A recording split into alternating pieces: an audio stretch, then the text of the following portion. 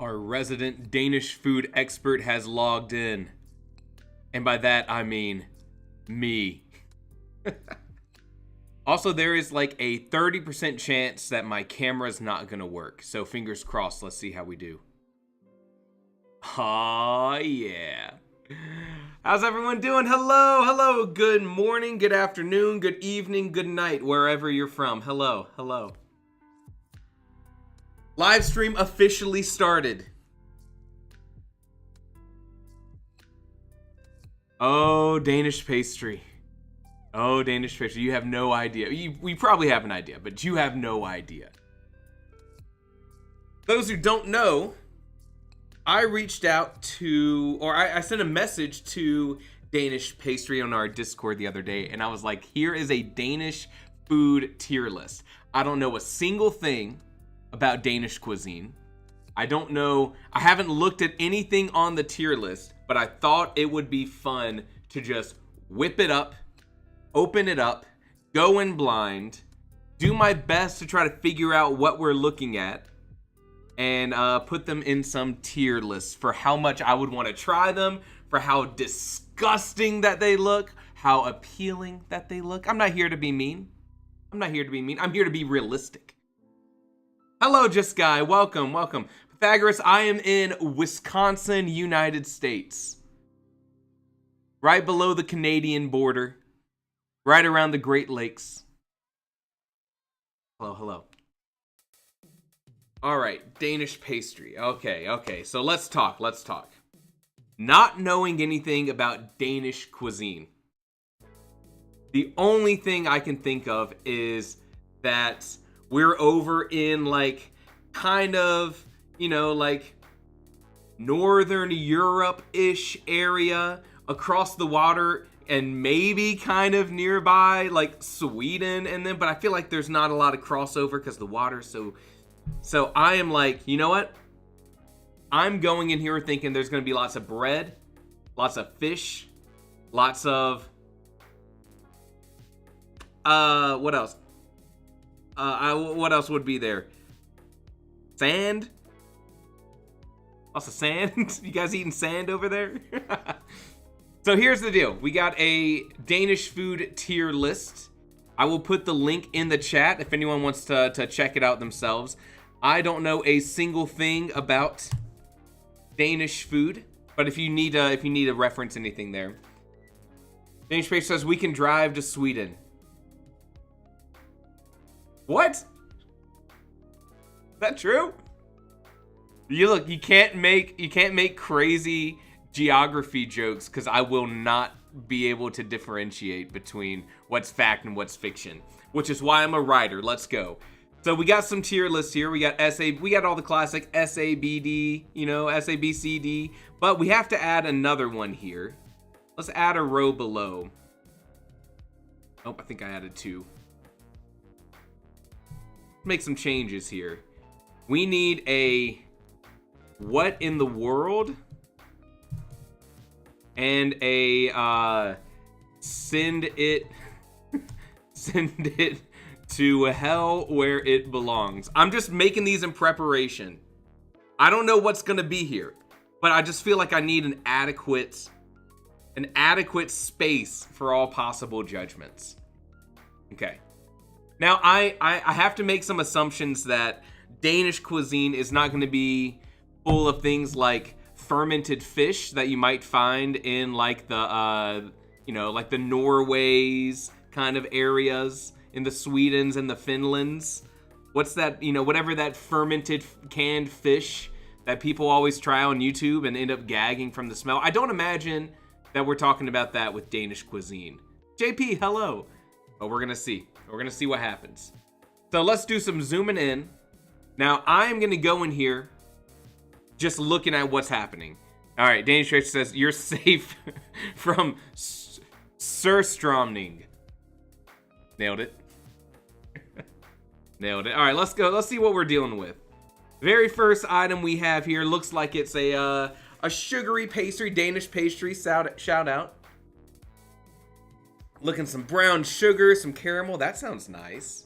Are these all gonna be pastries? That's the question, because that's not a fair representation. Now, this seems like the kind of pastry that is universal everywhere. Every culture has been like, hey, what if we take like a sugary dough and like coat it with sugar and let it get all caramelly? Sticky buns. Don't clip that. I'm thinking this is a safe. Don't even need. If there's any specific details that we need about the food, I'm trusting Danish pastry will chime in. But come on, who's not gonna like a cinnamon roll, sticky bun, caramelly, sticky, sweet bread? Boom, easy. Easy call. That's A-list. It's not S.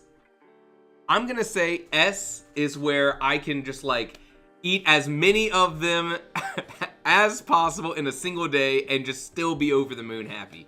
I have one of these for breakfast. I don't need a second one. I don't need a second.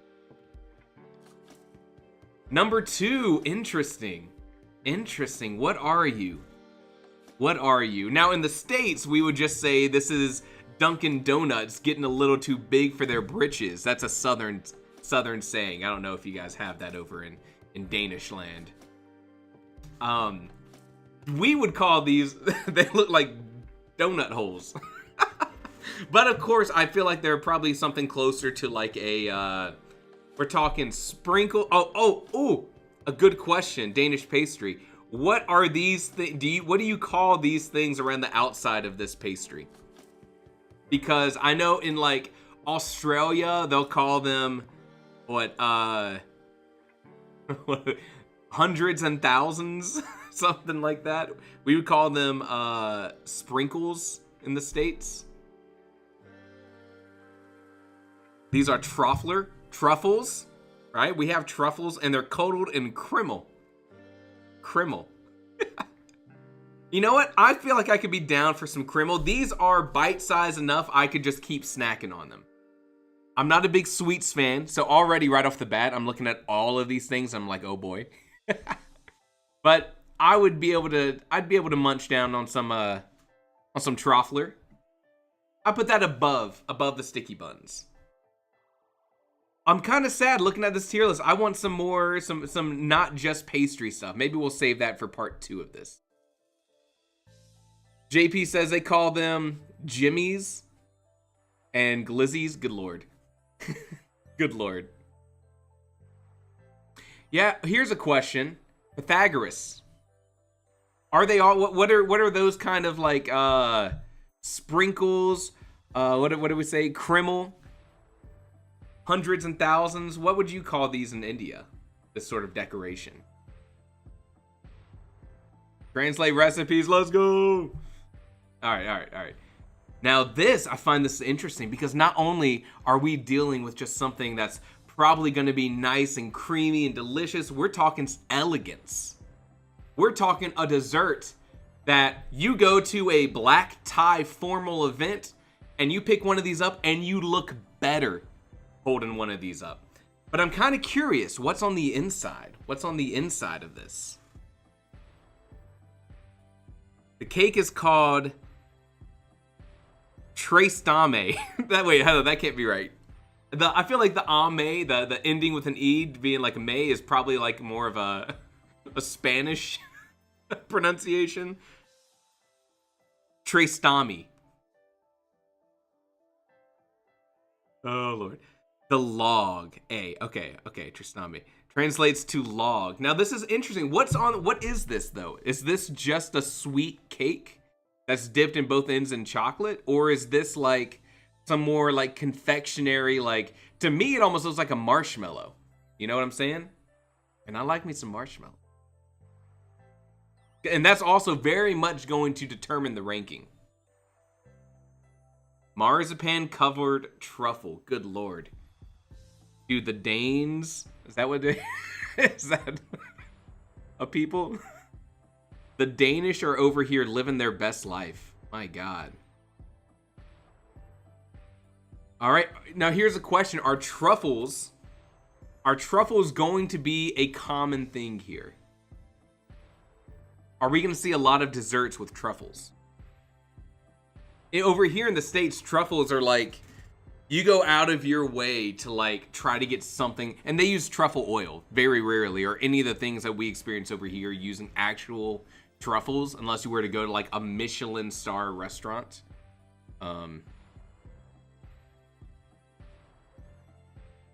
Now, I have a feeling we're talking marzipan over here again. We're talking more marzipan. This, I want it to be soft. I've seen other desserts that are in these kind of like towers, but they're all crunchy. Is this bread or is this like a marzipan? And this has got to be, without even looking at the chat, I feel like Danish Pastry is going to tell me that this is for a wedding. This is a wedding dessert. And that this is translated roughly to the tower.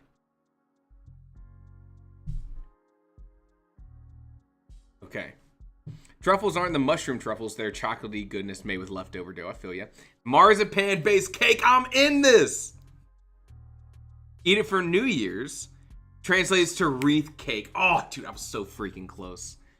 So here, marzipan is, to me, feels more like decoration than it does like something you want to keep eating. And maybe that's because the only marzipan I've ever had has been almost like that crunchy decoration.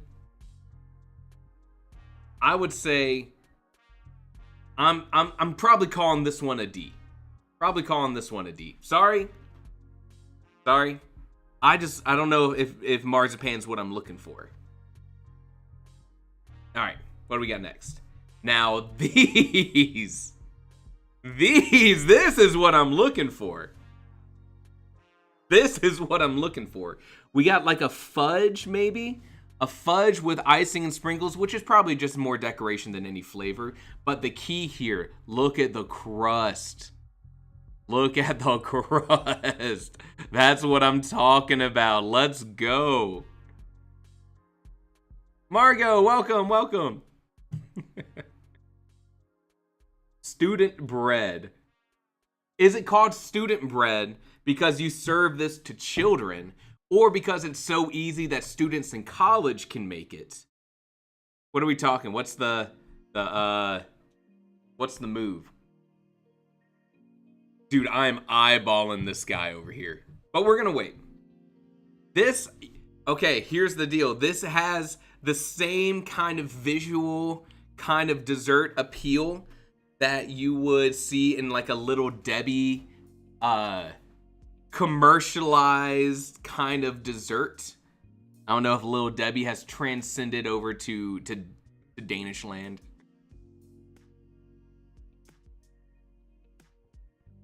If these are homemade, I'm probably digging them. I don't think I'm eating a ton of them. They look pretty dense, pretty sweet.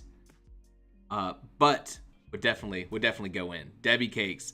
So I don't know if this translates. We have a huge brand of like very cheap sweets that you can buy at the grocery store. And a lot of them have the same visual appeal that this kind of thing does. Let's see. I don't know if these make it all the way over.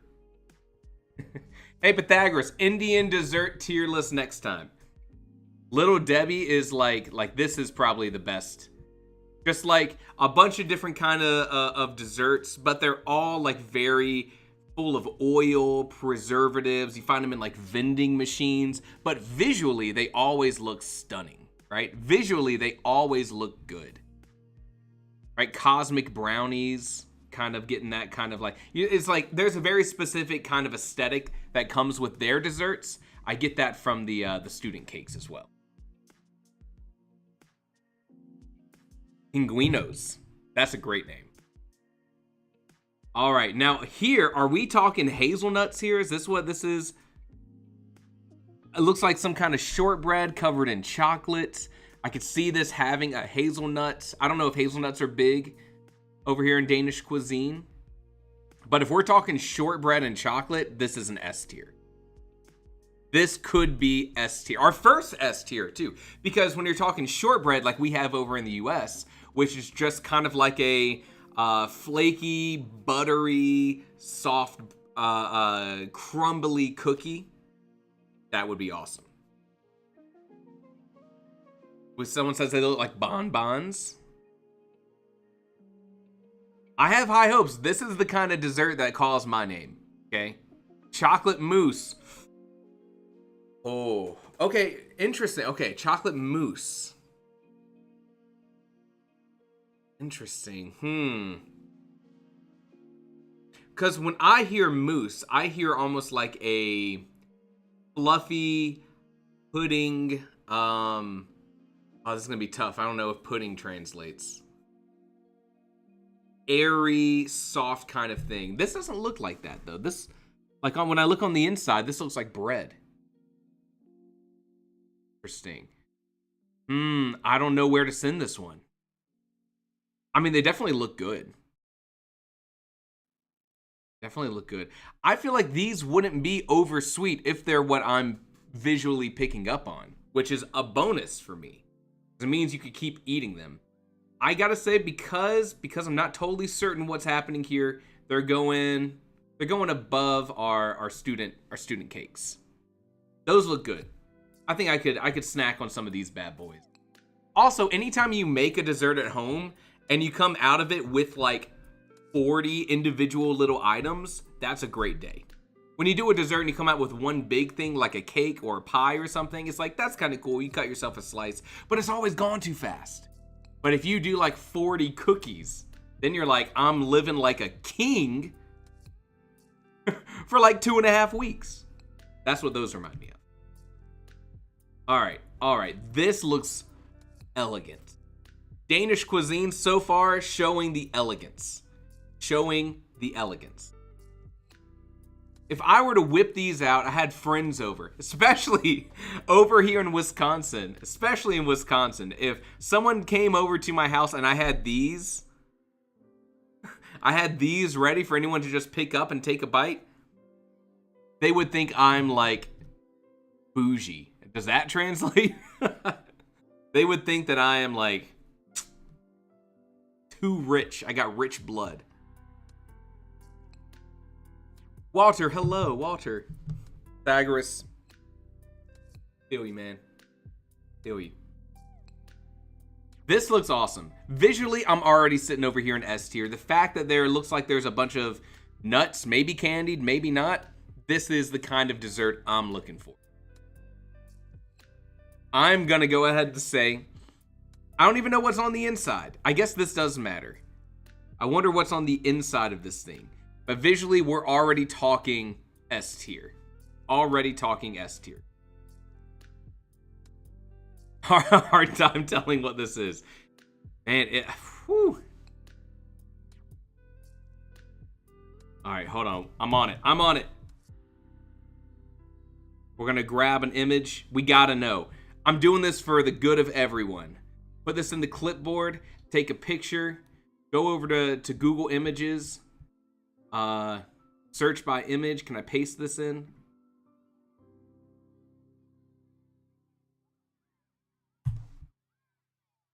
Can I paste this in here? I'm almost out of storage. Oh, so sad. Search by image. I don't know if I can get it. You know, we'll send someone out on the hunt. Out on the hunt. But goodbye, Pythagoras. Thank you for joining while you could. Nice seeing you here. Okay, since this is a mystery, we're gonna have to say what in the world, with potential for S tier. And I can make this next one quick. This looks like another marzipan thing. I'm not the biggest fan of marzipan. Especially as sometimes it looks like you're going into marzipan and it's gonna be like a whipped cream, like creamy for some reason, and then it crumbles. Heartbreaking. It's called a bait and switch. BTMHB in the chat. Oh, it's cake, but basically a meringue. I should be saying meringue instead of marzipan.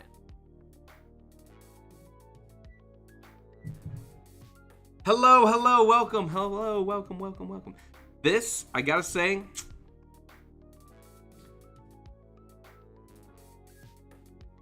I think we're putting this. Man, is this crumbly? Danish pastry, can you chime in and let me know if Krishgate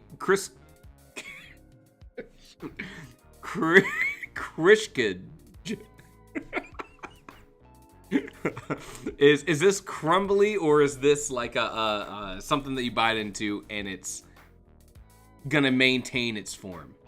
More crispy and airy. Okay, that's about what I expect. I'm gonna put it here with our New Year's cake because I feel like they're very similar in vibe. But I think I'd put the little ones higher than the other one. But this bad boy, oh my God, look at this. You would have to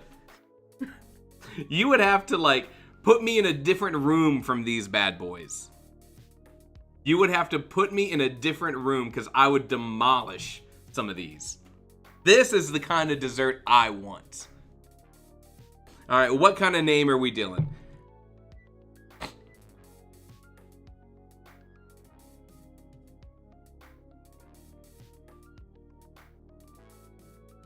Are you kidding me? You're gonna make me say it on stream? You're gonna make me say Gasbrist on stream? You're gonna tell me that what I'm looking at on this dessert translates to goose boob. You're gonna make me say it. Unhinged. The Danes are unhinged now.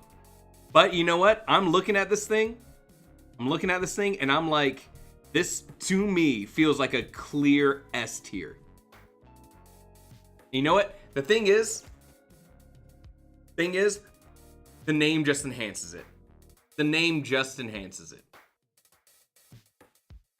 I love it. I love it. I want more of it. What we got next? Now this guy, this looks homemade. All these other pictures are all prepared. The lighting is nice. We're decorating the top with some powdered sugar.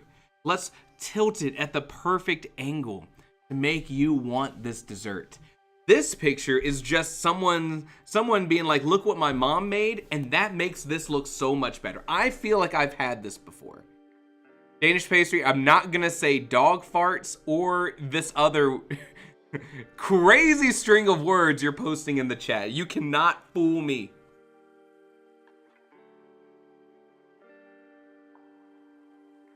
Creative Otter says clipped it. Dang it. This thing, I feel like I've had very similar desserts. This looks like it's probably got like a custard-y kind of like sweet treat in the inside. This looks homemade. Stefan, we said, what are we doing? Just call it the stream now. Before we start writing, we are going through some Danish cuisine and putting them on a tier list because we have our very awesome Danish pastry in chat. So we're going in blind and figuring out what this is. It's Van Bakkeli. Wait for it. He's cooking. Van Bakkelsee. Van Bakkelsee. Interesting. I like this. This is an A tier dessert to me. You have the different textures. Let me get back here. I know it's pretty far away. You have the different textures. I don't think it's quite S tier, but you have like the flaky bread. You've got the fruit. Always 10 out of 10. Add fruit to your dessert. This is not as one note as maybe something like a student cake would be. Yes, hello. All right, what else we got? Oh my God, what is purple? Is that legal? Is this allowed? I see a sweet, soft bread, more fruit. This is getting S tier for me. This is creamy. This looks awesome. I mean, come on, that looks so good.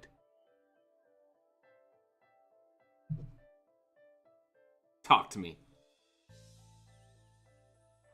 I think this one's clear S tier. This looks like a ubiquitous worldwide dessert. I'm sure that this is, has the Denmark origins, but the thing is like this, you can't go wrong with this. Every culture in the world has been like, what if we take a sweet, crumbly bread, we put cream on it somewhere, we mix and we add fruit, we dust it with powdered sugar, That's an S tier. That's an S tier. I find this one interesting because to me, this topping looks like pistachio. And the inside looks like some kind of sweet batter. And anytime you're dealing with a bread that has a little bit of a crust on it, man, it looks like a little bit of like a little crust on the outside. Take me to Texture City, baby. Come on. This is the amount of chocolate a dessert should have. This is the very easy to pronounce. This is a very easy to pronounce.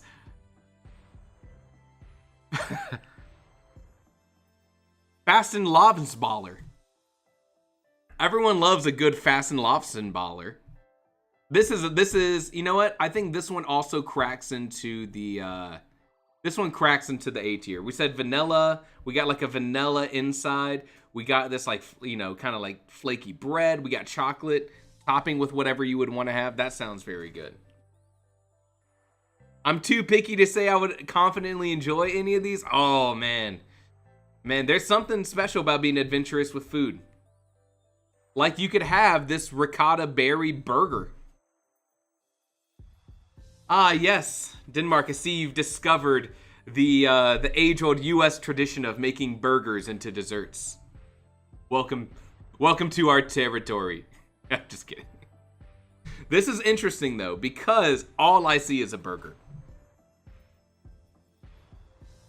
All I see is a burger.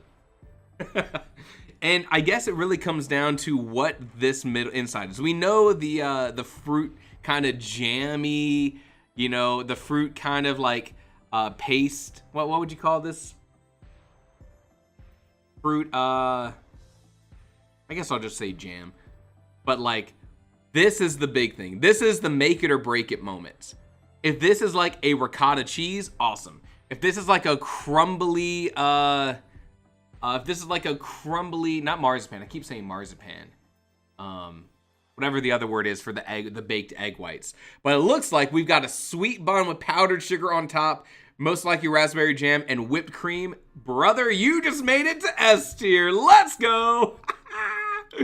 Put it at the top. If you're giving me a dessert burger, I am going out with style. Now, hold on. We got to talk. We got to talk. We got to talk here. There's one possible downside to this dessert that might bring it down to A tier.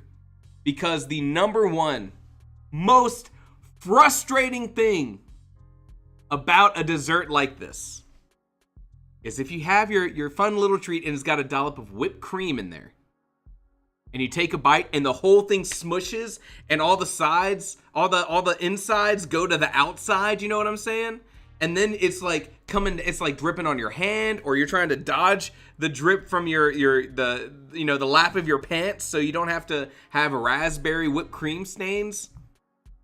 If this thing, when you take a bite, collapses, I think we're out of S tier. Oh no. Oh no, Dario. Eating does have to be a whole body experience. You see, I put this in S tier under the assumption I could just... First off, I think my scale of how big this thing might be wrong because I'm holding it in my hand. I think this is probably a move like this. You know what I'm saying? Not like a... You know, it hurts me. I think we got to move it to the top of A tier. I'm sorry. The eating experience needs to be fully realized because eating requires that, you know?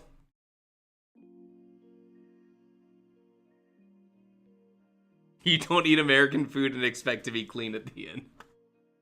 Got him. Oh, got him. Oh, man. You eat it with a fork. Danish pastry, hear me out. Hear me out. Yes, you eat it with a fork.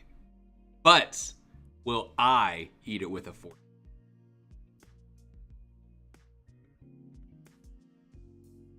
Holy crap, look at this thing. What? This thing looks perfect. This thing's been airbrushed. Something's wrong here.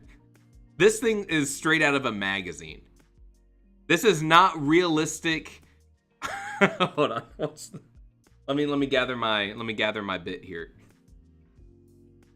This is unrealistic dessert standards.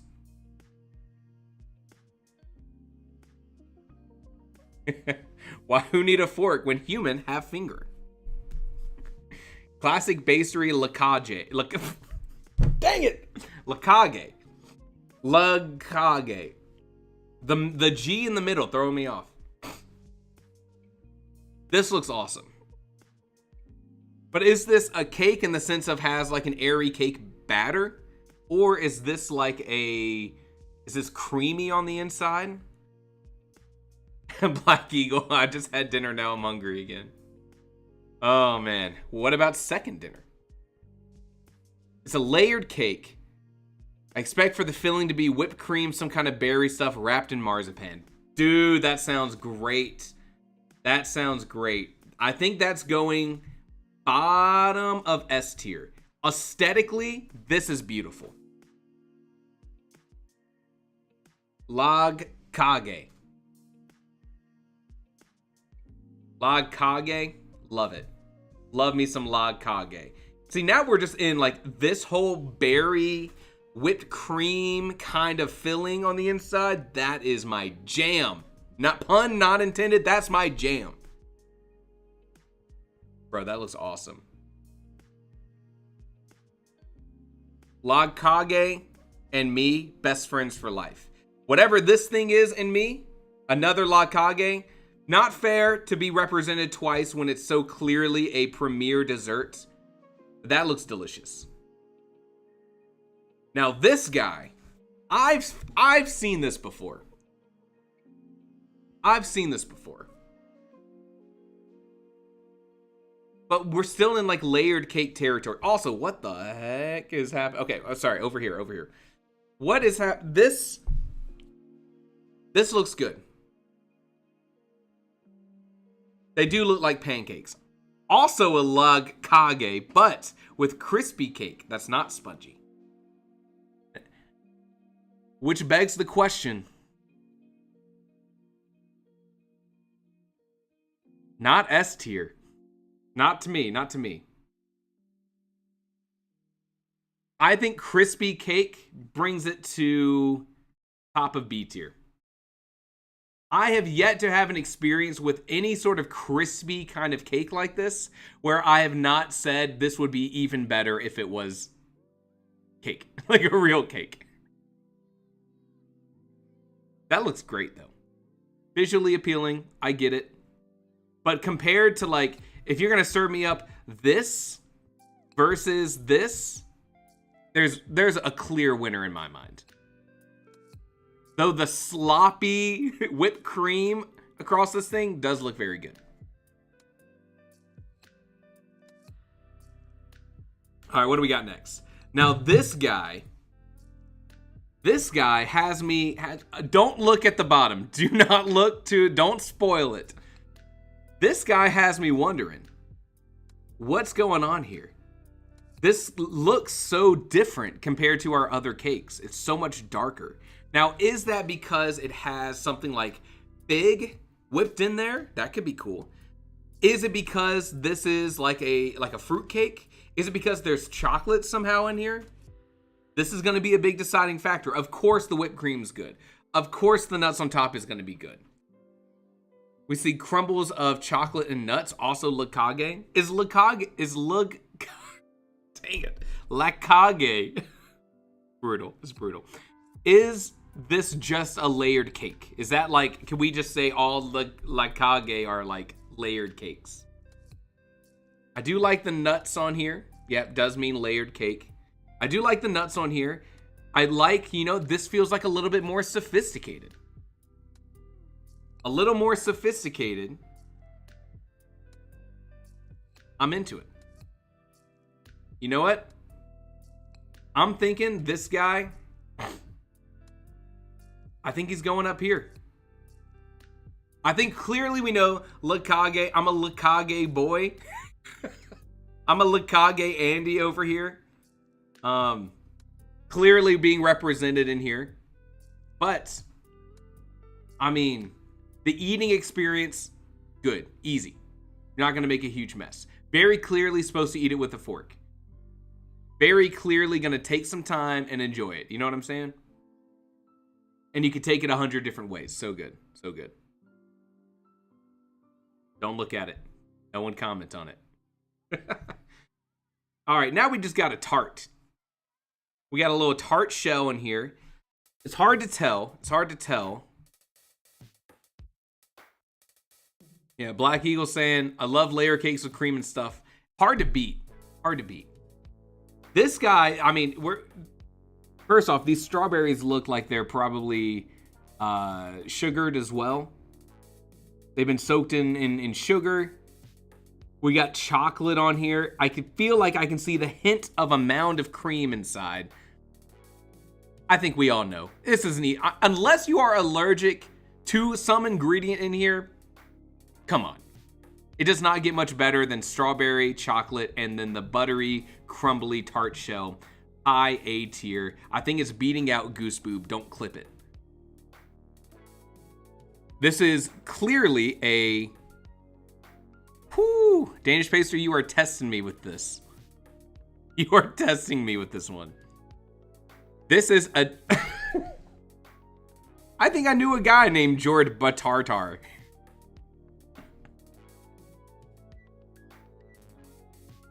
Jord Bart. Jord Berterte. Nice. And then we got a toaster strudel.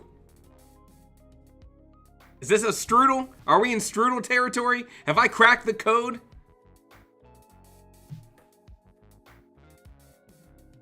This is just a Pop-Tart with more steps.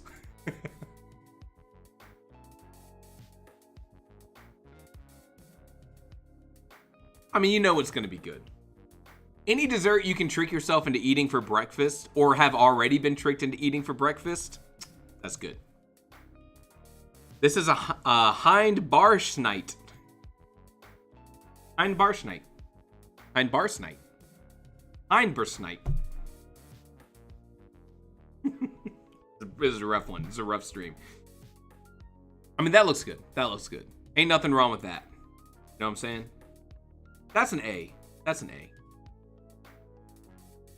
Now, I've never had a homemade version of anything like this. I've only ever had the industrialized, commercialized ones that are never going to be as good. Everybody in your novel can be eating baked Alaska. But now you have an entire menu for the redraft. 59 coming in with the galaxy brain moves. I love it. All right, now we're into some baked tart kind of reveal. What's happening here? Can you see that? Yeah. So here's the interesting thing here. I've seen desserts like this. We have an almond focused similar style of dessert here in Wisconsin. I think that comes from a very heavy historic Polish population. But like this kind of like, you know, fruit kind of thing on top, very crispy. You cut it into a bunch of different slices. Everyone gets a nice thin slice. That's going to be good. But compared to a lot of these other things, I think we're falling into B. I think above our tuxedo marshmallows. All right, we probably got another tart here. This one's looking... Ah, yes, this one has chicken breast cut up all in it. I'm just kidding. I'm just kidding. This almost looks like pear. But anyways, we know it's a pear tart. There we go. There we go. Now, here's the thing. Here in the States, pear, not as prevalent, but very clearly underrated. And then anytime you're topping it with some kind of chopped nuts, that's a nice touch. This is going to be nice and crispy, but probably still kind of soft and gooey on the inside. That's. I mean, of course, it's going right up here with the apple tart. I would say personally, I would put a pear tart over an apple tart, more so because I know that pear is underrated. Underrated in my area. I would be more excited to see a pear tart than an apple tart. Hairs are for squares. Ban them. Ban them in chat. 5 minutes. Time them out. All right, cinnamon rolls, ubiquitous. We've seen them all over the place. Oh boy. Oh boy. All right, let's talk. Let's talk, people. I gotta say, I've had plenty of really cinnamon rolls made at home with a lot of attention, a lot of focus. Here's my deal. Black Eagle says S tier, and I think most people would agree with you. I always still end up wanting something more from a cinnamon roll. From a cinnamon snail. And you know what? These are now cinnamon snails. Atariel's right. That's a better name. That is a better name. Cinnamon snails. First off, canonize it. Put it in the lore. Cinnamon snails. Every time I have a cinnamon snail, even handmade from home, even when they're drizzled with the icing, but like, I still, maybe this is because my palate is broken. It might be because my palate is broken. I would need to really like dip this in icing, to dip this in a glaze, to really get the level of like, to make it not feel a little too dry. So many cinnamon rolls I've had come out kind of just feeling like they're a little too dry.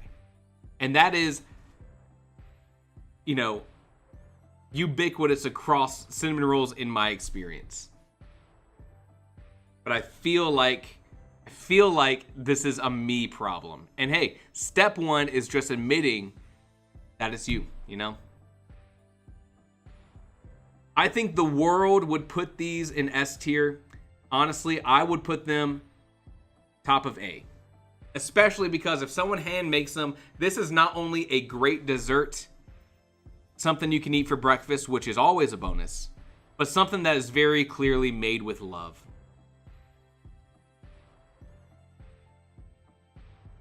And you know what? Maybe it would take me traveling over to Denmark to really say, you know what, cinnamon rolls, I've been doing them wrong.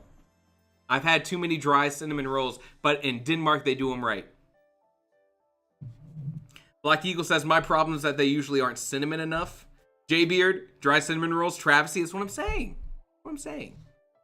I put the cinnamon snail top of A tier. Top of A tier. Because I encounter a lot of dry cinnamon rolls. Cinnamon snails, sorry. Kind of up in the ranking for me, but not too up. See, Walter's there. Ah, hey, these are familiar. Now, here's the question. Here's a question. What are these called? We call them Danishes. What are these actually called? Are they called Danishes in Danish? Do we have any desserts just called Americas? Do other places are they like, hey, try this thing? It's a bunch of deep fried Snickers. We call them Americas. Very classic pastry. Wiener bread means Vienna bread. And you won't trick me into saying the other word. I think we have Americans. What would an American be? Oh no, I'm setting you up for a sick burn. Deep fried Snickers are called a Scottish. I thought haggis was called a Scottish. Yeah, crazies. Deep fried Mars bars are Scottish though. In Germany, we have something called Americans. Wait, I know I'm walking into people just setting me up for a sick burn. We have something called Americans. It's people who can only speak one language. Boom! Right? Is that what's setting up here? Oh, self-burn.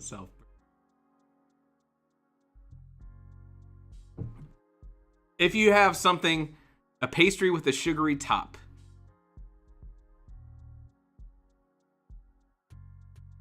Haggis are creatures.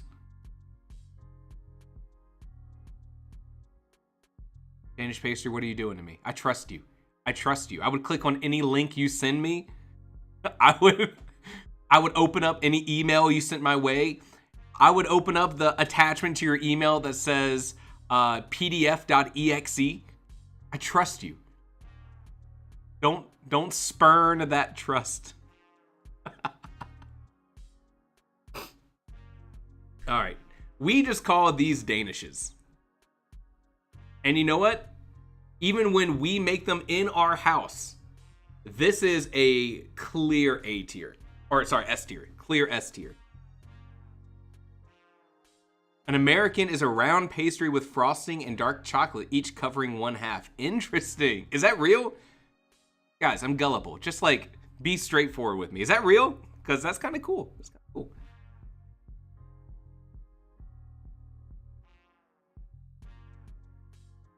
What in the world? Stop putting lavender on desserts. Spandauer is exactly it. Pure white versions do exist, though. Careful with that. I think I need to start referencing referring to bacon donuts as Americans. See, that's what I expected, right? Plural of haggis, Haggai. Is it strange that Hagrid from Harry Potter was given a Scottish accent in the movies?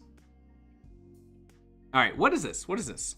Because this looks pretty good. It looks like we're dusted with some cocoa powder. This looks awesome, dude. I would eat this in a heartbeat. You know what? Don't even tell me. Don't even tell me. This looks hella good. Top of A.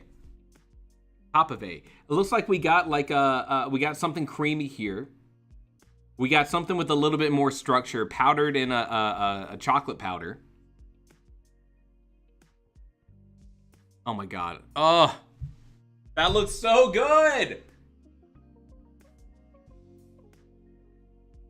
That's insane.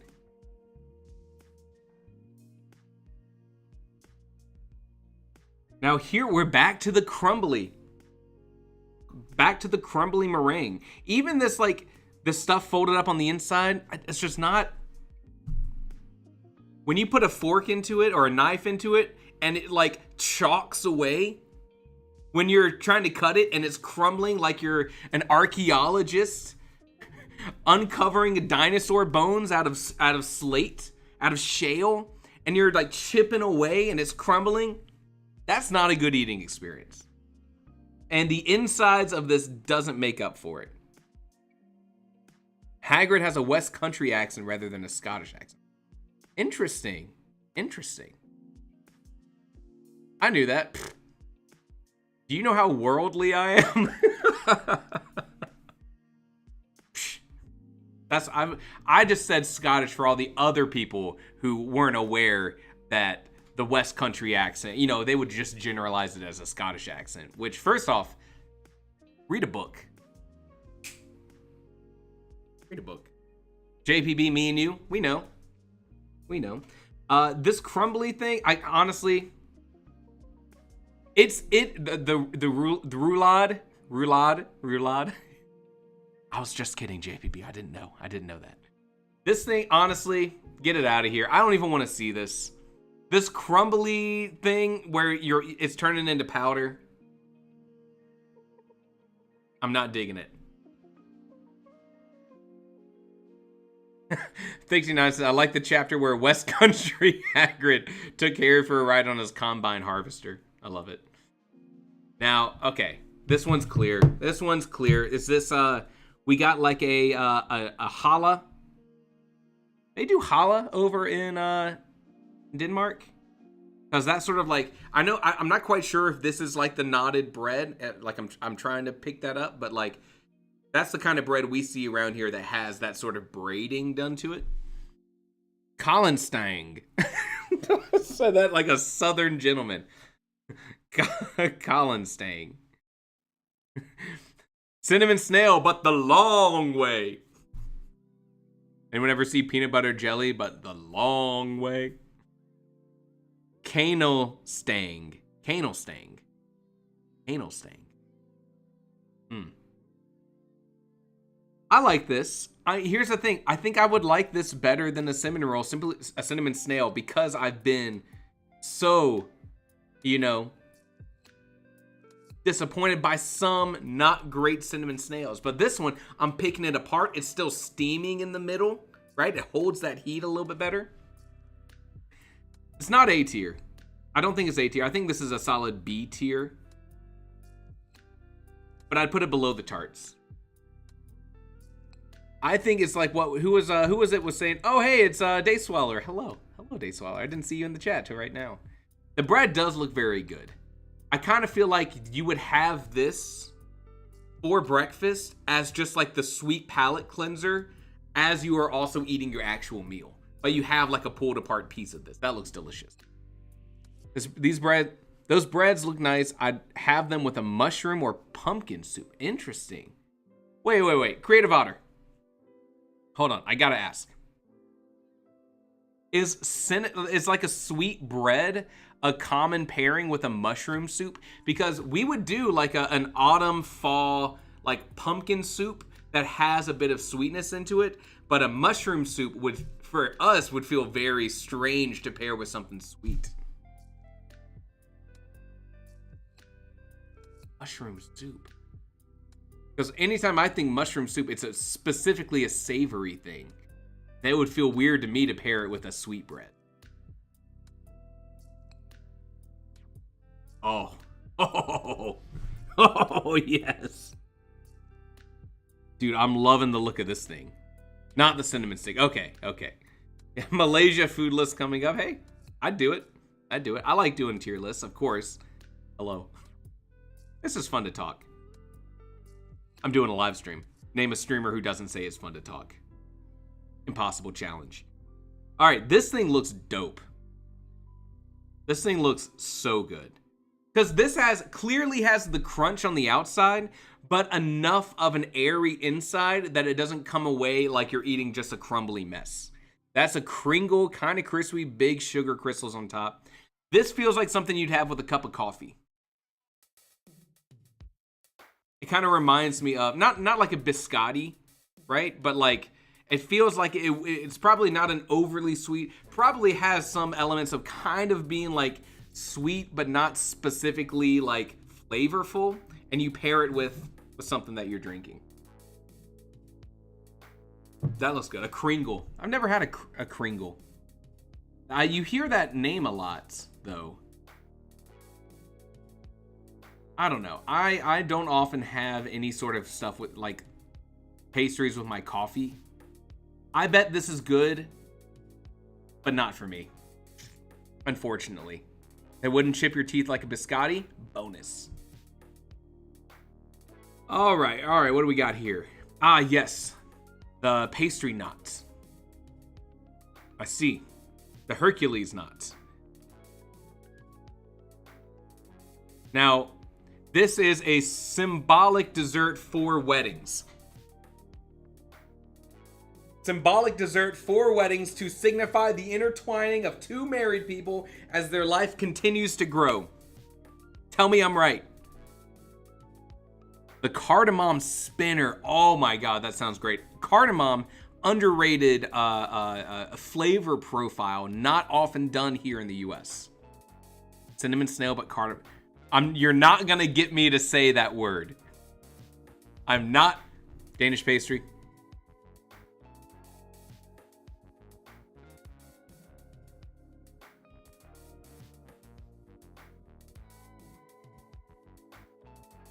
Why? Why do you do this? Why are you doing this to me? I'm not gonna say it. It was worth a try. Look, I'm one step ahead. My brain, some people talk before they think. My brain, one step ahead. Not two, one step ahead. It catches me right there.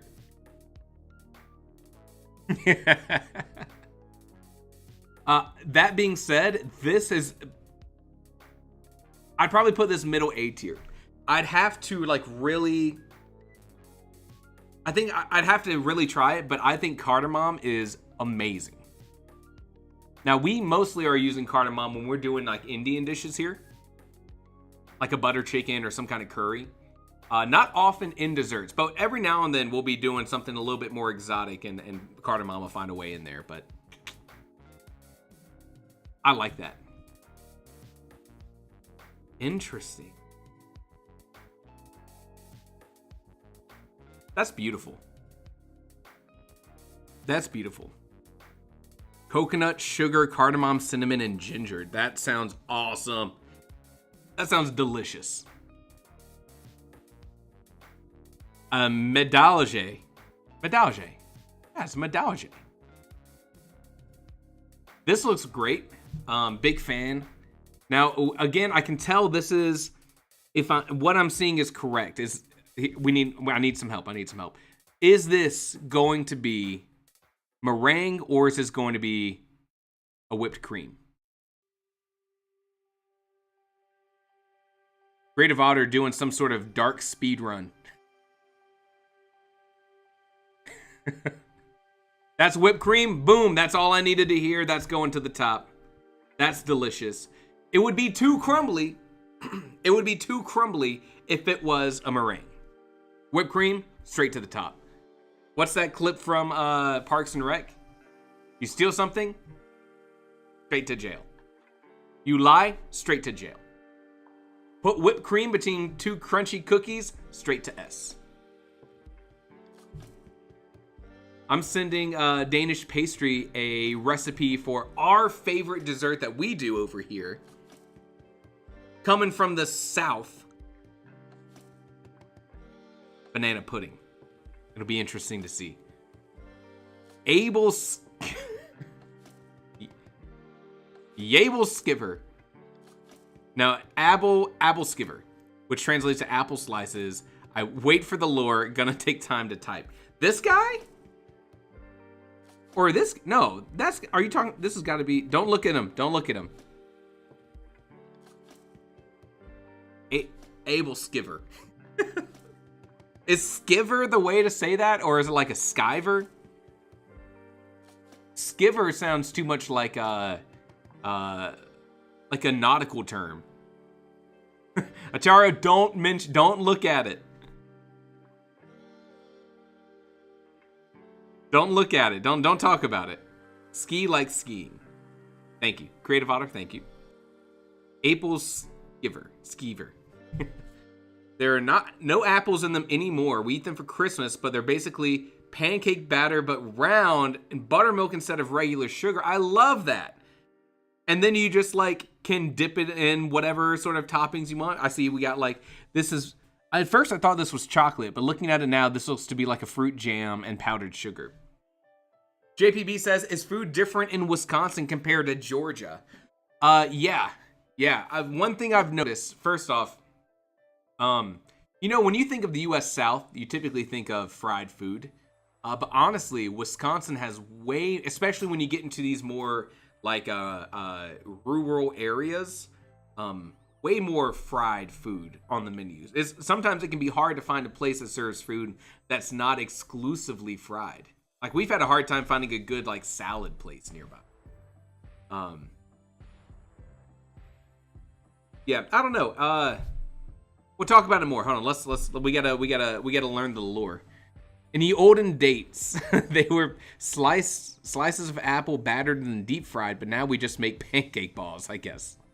Sugar and jam. You know what? Ain't nothing wrong with that. Sometimes when I'm not in the mood for a full pancake, I'll make what I call pancake dippers.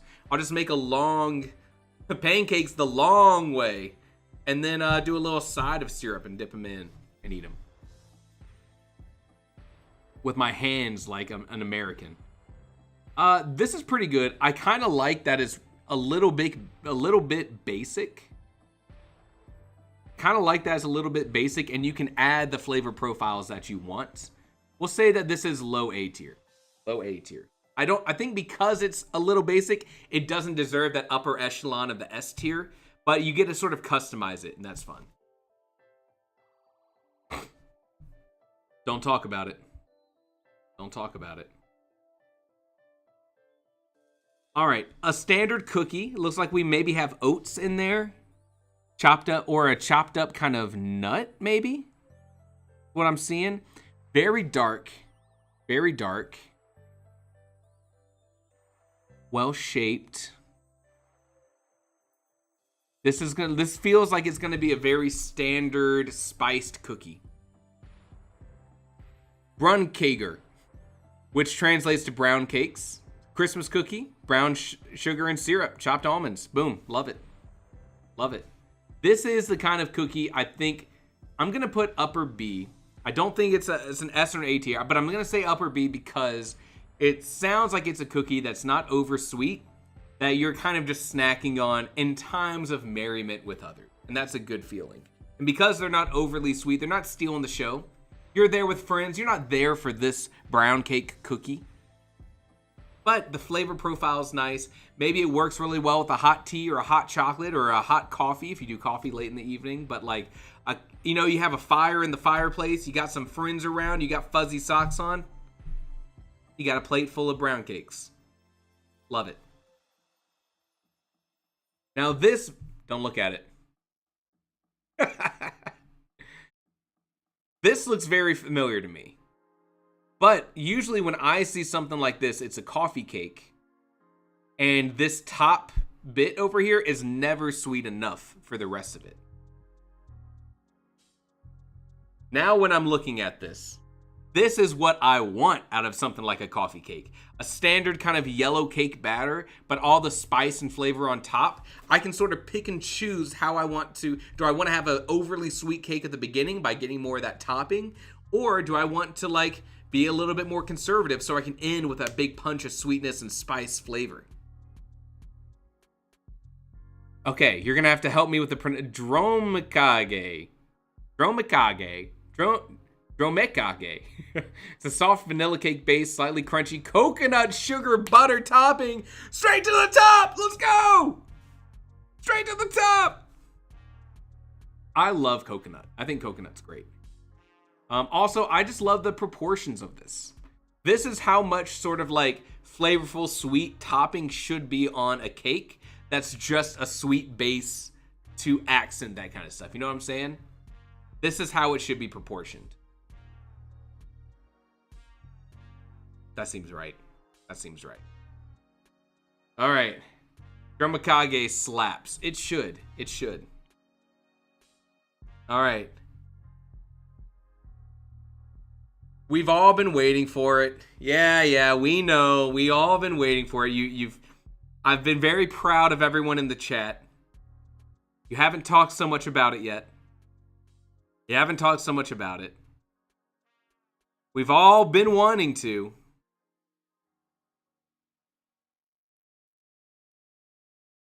Danish pastry. Explain yourself. This is not okay. This is not Ontario. It really looks like that, doesn't it?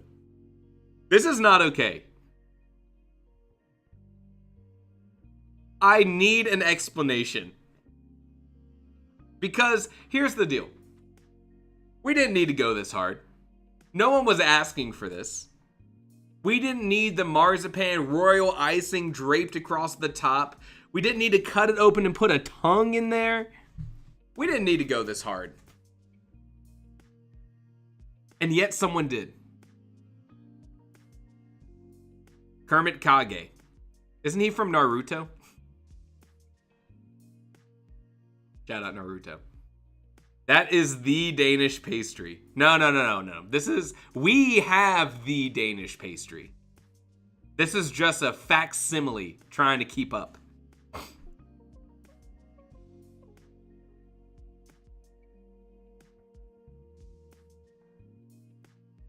I don't know, man. I don't know.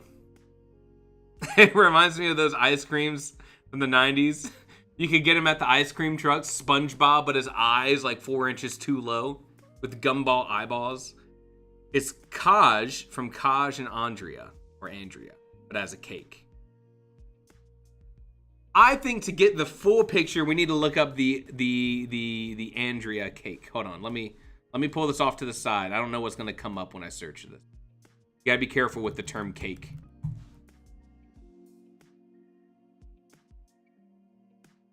Andrea Haj cake.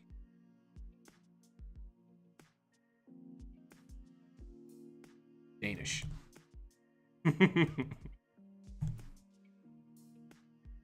Oh no. Oh no. Oh no. Oh no. All right, hold up. We need to judge this fairly. We need to judge this fairly. What the? We were seeing the airbrushed. We were seeing the pristine. Oh no! Oh no! We were not seeing the real life cake, okay? We were seeing, you know, the Sports Illustrated model version of these Kaj cakes. I was searching the wrong term. Look at this. Hold up. This is real life. This, you know, we had unfair beauty standards. Now we're just seeing real life, okay? You tried to hide it. You tried to hide reality. You showed us the pristine. This is not right. Not you specifically, Danish pastry. Oh, Lord. Oh, no. Oh, no. That looks pretty good. I like that. I was searching the wrong thing. I was searching Haj, not as Kaj. I can't find a single. Is this Andrea? No, it's a Halloween ghost cake. I can't. Oh no. One of us. The claw. The claw. One of us.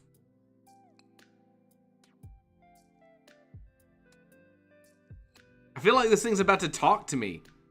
And I don't want it to. Oh, there they are. Oh my God, the tongue on your forehead is crazy. No!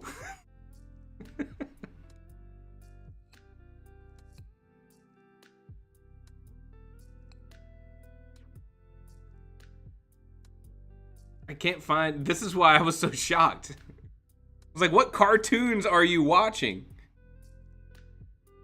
Danish. Gotcha. I can do that. That makes more sense.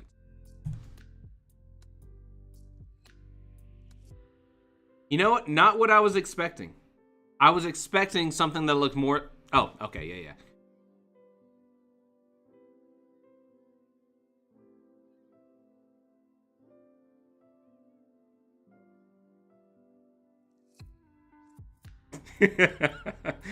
All right, Danish pastry, you're asking for it. You want me to acknowledge the fact for birthdays you slice the neck of the cake man and all the children scream?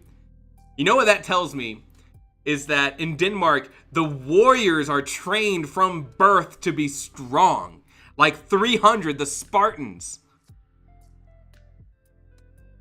You are desensitized to the horrors of war from an early age. They look like they're about to spill their deepest... I'm telling you, this one looks like they've committed a crime. This one looks like it's trying to get away. It won't meet my eyes. All right.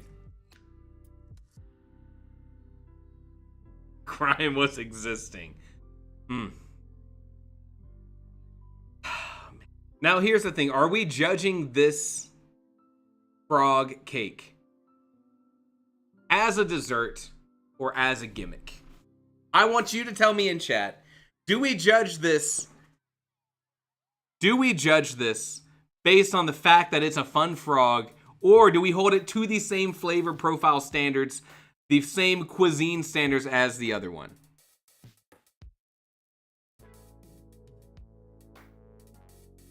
We judge his whole existence. Sound like my parents. That work? Tongue is jam. Quote of the day, tongue is jam.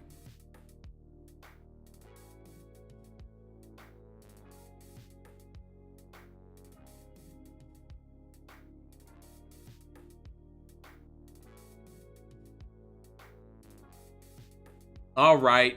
It's fun. I admit it. I'm not a sourpuss. It's fun. It's at the top. It's unique. It's novel. It's still an actual dessert. I might appear to be jaded. But even I have a heart. And seeing this frog, my heart grew 3 sizes. Now I have to take heart medication. But it was worth every step of the way. It was worth it. He's just a little guy. He's just a little guy. All right, friends. Take a look. The de facto Danish pastry. I was hoping, when I opened this up, I was hoping to get not just Danish pastries, but like the food, right? I saw this I think it was a Sporkle quiz. It might have been a tier list. I can't remember. Of someone like reacting to like food from the UK, and it was all just like brown globs of like beans and pudding and potatoes and meats, and it was just, every picture was purposely chosen because it was so bad. That's kind of what I was gonna set up with this, but this was a lot of fun. There's a lot of things in here I would love to try. Now picture the cake screaming, Miss Piggy! Oh!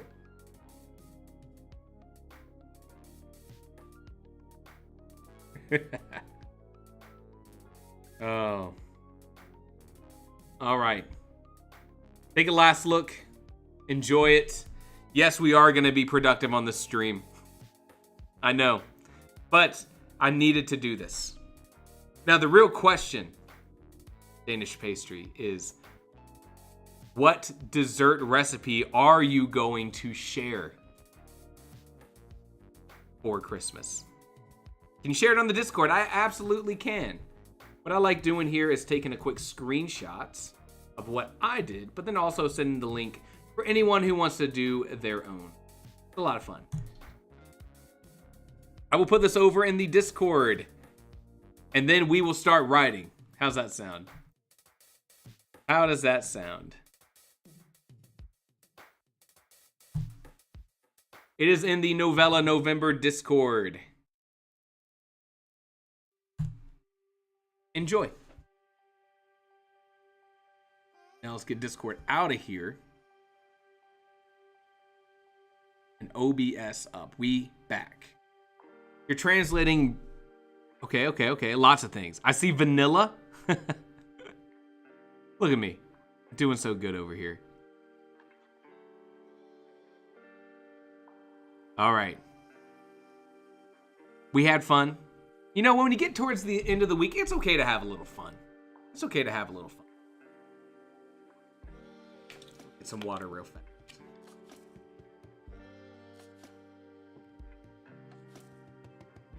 Hamlet would have ended happily if they'd all just split a frogman. You know, Isabel over here is spitting facts. That's what I'm talking about. Sad thing about writing, I can't have snacks. Is Die Discord? I hope not. Is Die Discord? Discord. Check out our Discord. All right. Oh, back over here to writing. Let's talk about sprints. How's everyone doing with their stories? Is everyone ready to put some words down? I'm at 26,001 words. 26,001 words. If you're interested in joining the Discord, link in the description below. Creative Otter, I'm so sorry you can't have snacks. Maybe what you'd look at is some sort of automated feeding system.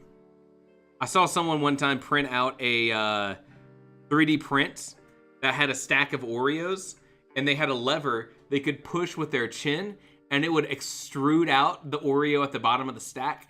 They could take it away, and the whole tower shifts down, and every time, you just got to refill it. Every time you get your Oreo, You know what? Every 100 words you write, just pop out an Oreo. And then at the end of the book that you've written, your brain has now associated progress with Oreos. Now when you're not feeling like writing, you pop in an Oreo and your brain's like, time to write the next 100 words. Boom. You're the most productive author to ever put pen to paper.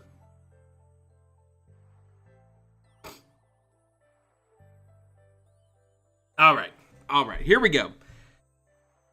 In my story, I'm now teasing out every chapter just about is, here's something that's going to come back later. Here's a moment for our characters to bond.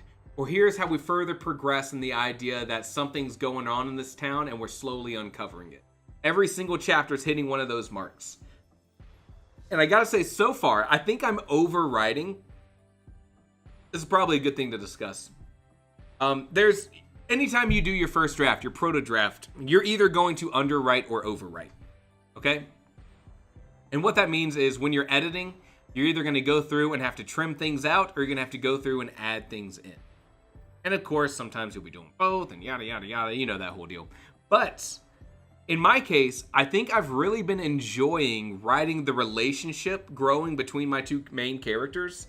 And so I've been giving them lots of time on the page to kind of, you know, feel each other out, slowly sort to build, right? Like, when they start as friends, there's very little, it's just like, you know, we're talking, but now I'm building in these little moments. There's like a little bit of physical contact that our main character, like kind of is hyper aware of. There's times when, you know, you run into each other and you're not expecting it, and you're like, oh, this is nice. Danish pastry, gotta eat dinner, but enjoy the stream. Ranking desserts was fun. Thank you for your expertise. It was a lot of fun. Shout out. Goodbye, Danish pastry. Enjoy the rest of your night. So glad to have you here while we did. Margaret says, I wrapped up the main plot thread, so now I can just write whatever I want. That's a good feeling. My story, the opening has a bunch of punishment happening. Now the question is, where do you go from there? Where do you go from there? You're setting a tone. You got to make sure that tone persists. But I did some extra writing outside of the live stream yesterday. Felt pretty good. Yeah, today we're just continuing building towards stuff. 69 says, it's not a romance without a character running around a corner and bumping into the other person. I haven't pulled that trope yet. But we'll see. All right, let's get to it because we had such a good time talking about desserts. Let's go ahead and put our noses to the grindstone and do some writing. How's that sound? Microphone's going off. Lo-fi music's going up. You know the drill. I'll see you in 20 minutes. Make some good progress. Let's do some focus time. We got this. I'll see you guys on the other side.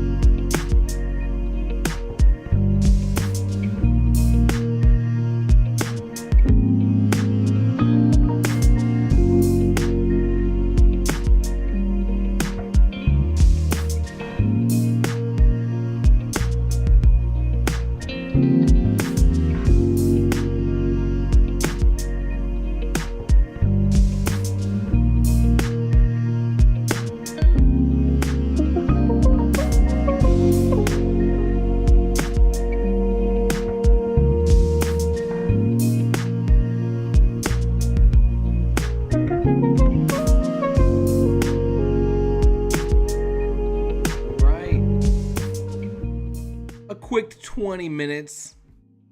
It ain't even a thing. We're so used to riding in these 20-minute sprints. This is easy. This is easy. You know what? Set this to hard mode. We need more of a challenge, am I right? About 26, 628. You know, on the live stream, I'm pretty consistent with the word count, even though I felt like in this sprint, I was kind of bouncing around trying to figure out what I wanted to do next. But look at it there. Look at it there. 600-ish words. How'd everyone else do? What progress did you make?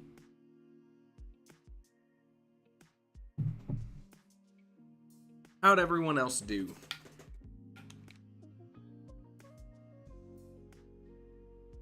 Isabel, 556 words. Margot, 533. JPB, 354. Atariel, 280. Let's go. That's what I'm talking about. Isabel says, they try anything again. We start removing fingers until the trees have learned their lesson. Easy. Oh my. Oh no. Not the fingers. 59, 350, but I'm just drafting additional scenes for another POV for a character who doesn't seem as involved as I want them to. Hey, you know what? Recognizing that about your writing, that's a valuable skill. Looking at it through the lens of like, okay, yes, I'm telling the story. Yes, I'm doing these things, but let me take a step back and be a little bit more critical about some of these elements. That's a good skill to have. Black Eagle playing the game.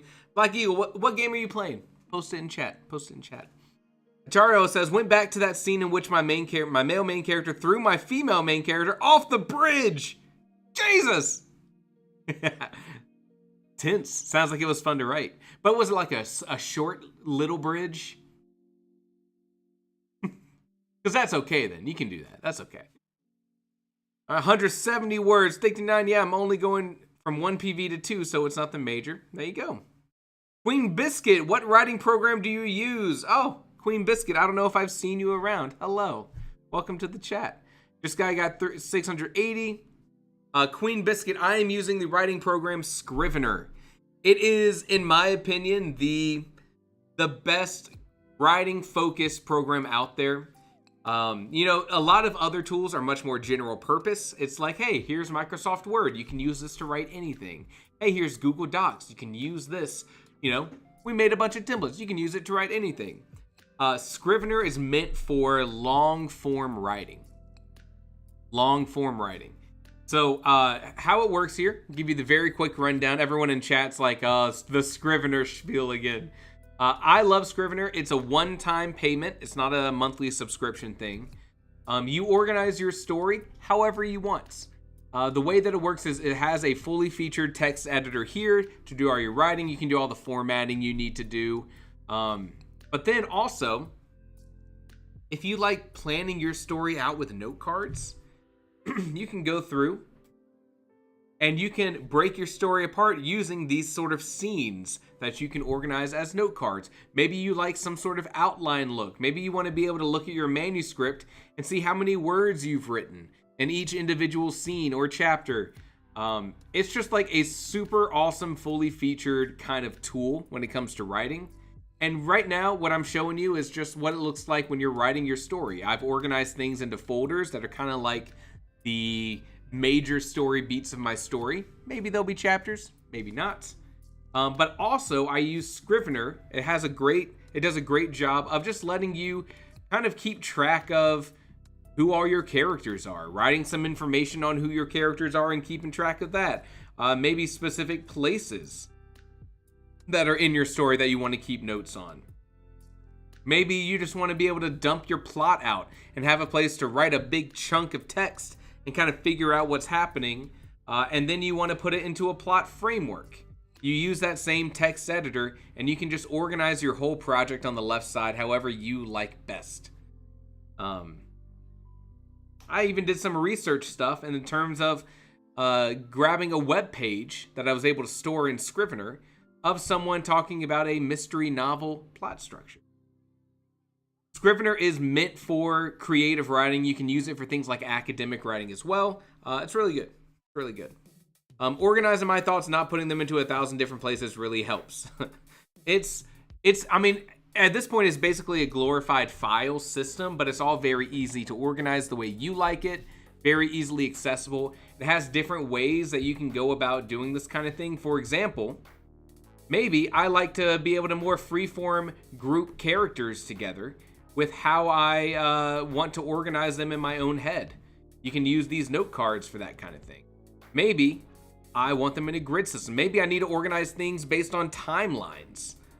All kinds of different things that you could choose to do. And then it's just a good text editor. You saw me writing, I use this little focus writing toggle up here. It gets rid of everything else and just lets me write in this sort of theme I can customize. Keeps track of all the words you write. A lot of people do use it. Queen Bee says for D&D planning. I have a couple different friends that I've seen using Scrivener, and I've reached out to them being like, oh dude, I didn't know you wrote books. Like, what kind of stuff do you write? And they're like, I'm just using it to plan this like D&D campaign I'm gonna work on. Which, hey, I mean, it's there to organize however you want. Now, I'll go ahead and tell you, there are two things in particular that Scrivener does not do well that other writing tools do better. And for some people, these may be deal breakers. If you want to do a free trial, I'll save the free trial thing for later. All right, number one, if you like to be able to share what you've written with someone else and have them come in and comment on it, Google Docs will always be better at that. Scrivener doesn't really have that capability. This is all locally on your machine. It's not on a cloud somewhere that other people can just go into and look at. So if that collaboration style of thing is a necessity for you, Scrivener's not going to be your answer. The second thing, because it is cloud-based, it means that everything's stored on your local machine. Scrivener is not good at letting you be able to write on your laptop and continue writing that same story on your desktop and let you continue writing that story on your phone. If those two things don't matter to you, you will get a ton of use out of Scrivener. If those two things are deal breakers for you, Scrivener's not the answer. Cool thing is, the free trial for this is super generous and super awesome. It gives you the entire product for 30 days. You don't even have to put in credit card information or anything. You just download the program. You can use it for 30 days. That is 30 days that you open up the program and write, not 30 days from when you install it.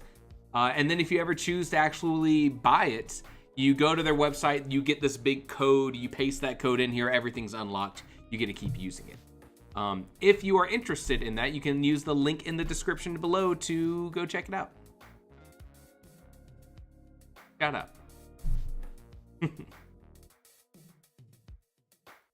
All right, yeah, there are other tools, especially if you need things like if you need that kind of cloud access, being able to access it from different machines. Campfire, JPB posted in here, has a lot of similar features. Campfire is really interesting to me because they have all of the different features for their writing platform as separate elements that you can add to your package for like a smaller price.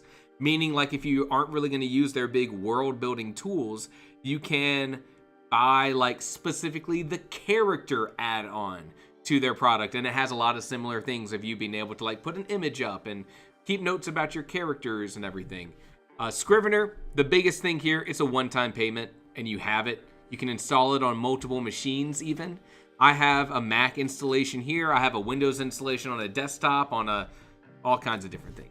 So highly recommend Queen Biscuit. You check it out, Queen Bee.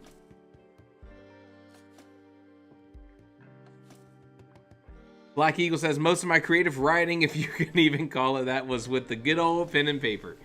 Dude, I wish I could write more by hand. My hand starts cramping up and I'm in pain. All right.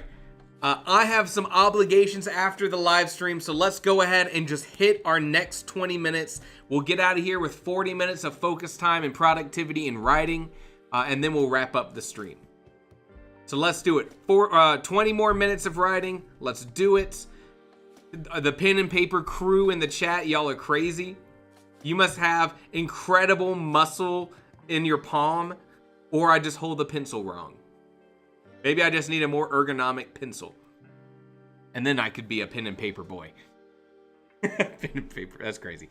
All right, let's do 20 minutes and let's finish strong here. Fountain pens, almost zero strain. I love me a good fountain pen. I do have a collection of fountain pens. Big fan, big fan. All right, 20 minutes. Let's do some writing. I'll see you on the other side. Goodbye. Let's do it. Let's do it. Let's go. Let's go. Focus, focus, focus.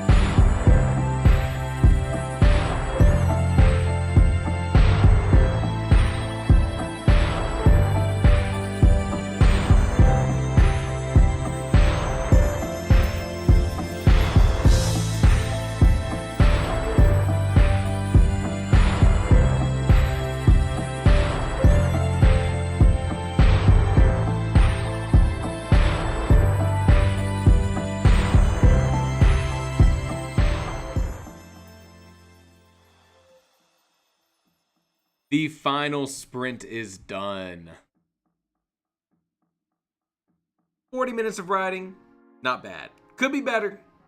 I know you guys come here for a productive riding stream, but it's getting towards the end of the week.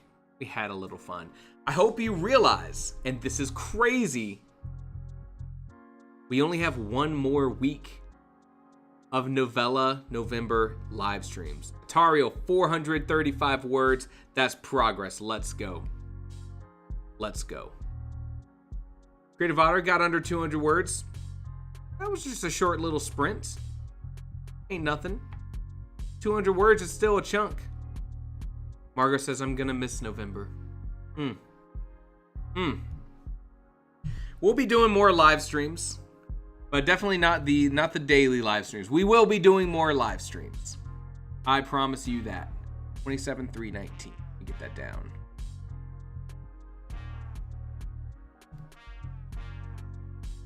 $27,319. Isabel, 557 words. Margot, in about another 500. Nice. Isabel, honestly, this has been so good for my productivity. You know, it's been so cool to see people responding so positively to the writing sprints, the writing live stream. You know, I said this on the other chat. Just Guy, 530 words. Not bad, not bad. I said this on the other live stream. The fact that there was sort of this idea in my mind that, you know, the first week of Novella November, we'd have a good amount of people showing up, but then that number would just trickle down as the month went on, as just life got in the way. But for real, you all have been so dedicated. It is really easy to get demotivated when you're doing something like this, and not even for any personal reasons, just for the reasons of, you know, work gets a little busy or family stuff happens. And so I fully expected that to happen. But if anything, this core group of people that we have in each one of these live streams have been showing up time and time again and making some crazy progress. That's mind-boggling to me. It's been really good for my productivity too. I think that I write less frequently, but I write more on the days that I do write when I'm not doing the live streams. But I've said this time and time again, this has been the easy writing for me.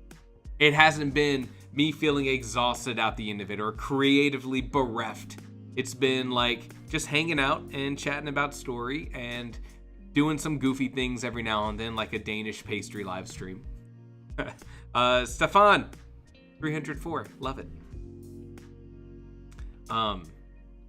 It's been easy writing.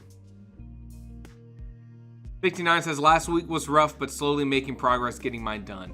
And that's honestly the only thing harder than finishing your first draft of a book is having your process interrupted and coming back to it and then finishing your first draft.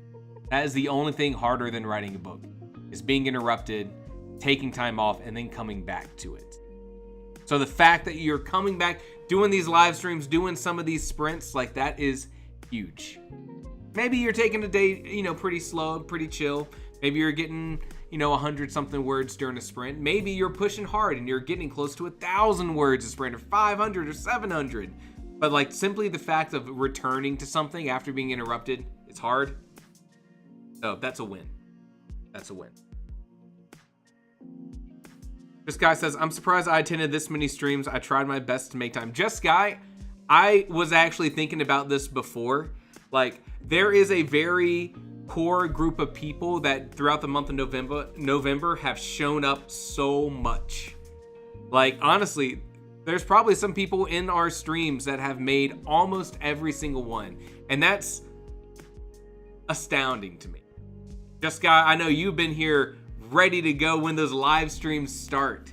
We've had Margot and Atario and Creative Otter. We've had so many people. We have Phantom. I'm trying to think of all the different names. There's so many of them that have been showing up and putting it. Jay Beard, right? Jeff Beard's been here. We've seen him through the name change. Isabel's been here time and time again. Who do we have in this live stream? I know it's 69 since the beginning. JPB, been here so much. trying to see if there's anyone else I forgot. I don't want to cut people out, but it's also so hard to remember because we've had so many people, and that's so cool. Queen Bee says, I've always loved to write, but I never could find the right opportunity or resources. Finding the stream and the Discord community after all this time has been amazing. I love to hear that. I love to hear it. Let's go. Let's finish this last week strong, right? Maybe I'll try to make this last week be mostly just the productivity side of things, and then we'll do a big, funny, goofy live stream at the end of everything. But let's go out strong. Keep working, keep writing, keep having a good time. I think what I'd like to do is in December, maybe after we've had some time off from doing all the writing, we'll do a couple live streams going through the editing process. Not doing all the editing on stream, but at least going through the different kind of processes that people have, talking about them, see what the goals are for editing. But I do think you need to have a little bit of a break between when you actually finish that proto draft and when you come back to edits. So we'll probably do some live streams for that. And then, and yeah, I just I find it so cool that everyone has been pushing so hard. So you rock, and all of you in the live stream, you all rock. I have some errands I need to run, so I'm going to be cutting the live stream off here. On Tuesday, normally we do this time slot on Tuesdays and Thursdays. I'm picking up some family from the airport. So on Tuesday, I will not be doing this time slot. I will be doing the later time slot. I'll put that in the Discord for everyone to see, to make sure you know. But that's the plan. So Tuesday will be a little different. Have a good day. Good luck with your errands. Good luck with your errands. Good luck with your errands. I'll see you guys all on Thursday next week, a week from today. It'll be the final Thursday time slot live stream. We'll make some good progress. We'll celebrate all the work you've done. We'll have a great time. I will see you then. Everyone, have a great rest of the day. And if I don't get to see you tomorrow, have a great weekend. Creative Otter, goodbye. Hello, have a good one as well. I said hello. I meant just meant goodbye. Isabel, take care. Take care. Queen Biscuit, Hearts, 59, Later Gator, Margot, you're the best. Keep doing your thing. Atario, goodbye. Hello, goodbye. Black Eagle, being here also was fun, even if you didn't do a ton of writing, and that is okay. Just Guy, take care. Goodbye, everyone.